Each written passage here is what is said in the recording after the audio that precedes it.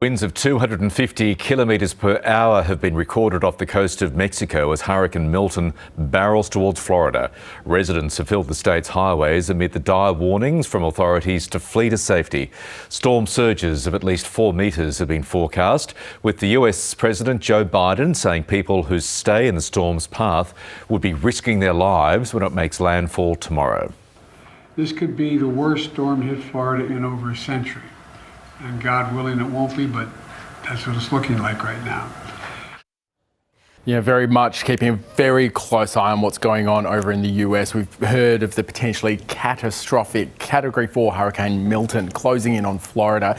It's actually just rebounded in strength some. For more, I'm joined by Dr. Corene Matyas from the University of Florida. Very good morning Australian time to you, Corene.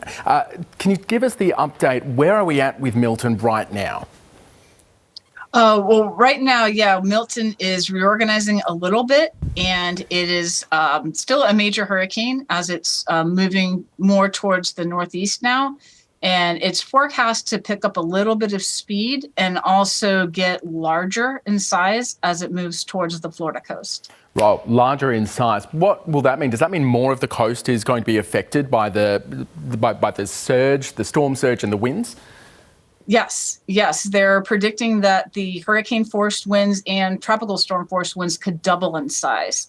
So right now they're at about 50 kilometers out for hurricane force winds, so that could widen to 100.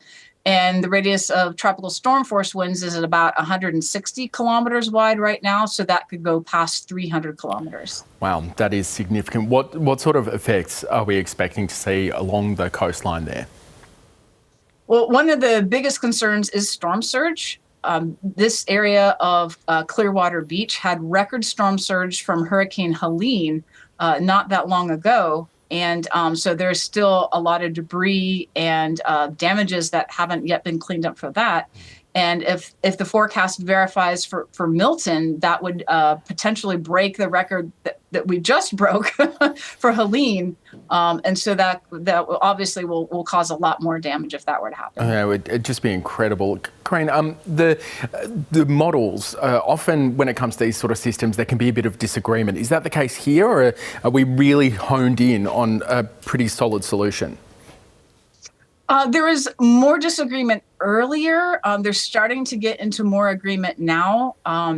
The interesting thing about this system is it's interacting with an extratropical system, and so that interaction can be a little bit tricky to forecast.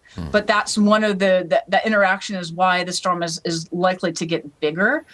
So it may not get more intense in terms of where and the exact maximum wind, but the wind field should broaden, which would, again, put a lot more energy into the coastline. Yeah, and in terms of rainfall, how much are we expecting? It can vary depending on your location. So maximum amounts could be over 12 inches in some areas, and then sort of fanning out to lesser amounts after that. Part of that does depend on how fast it moves across the peninsula. So the potential for heavy rainfall, though, then combined with that storm surge along the coast, I'm assuming flooding is a major concern here. Flooding is a major concern. And then there are some areas to the left of the storm track that still have a lot of debris inland, even from Hurricane Helene, with a lot of trees down.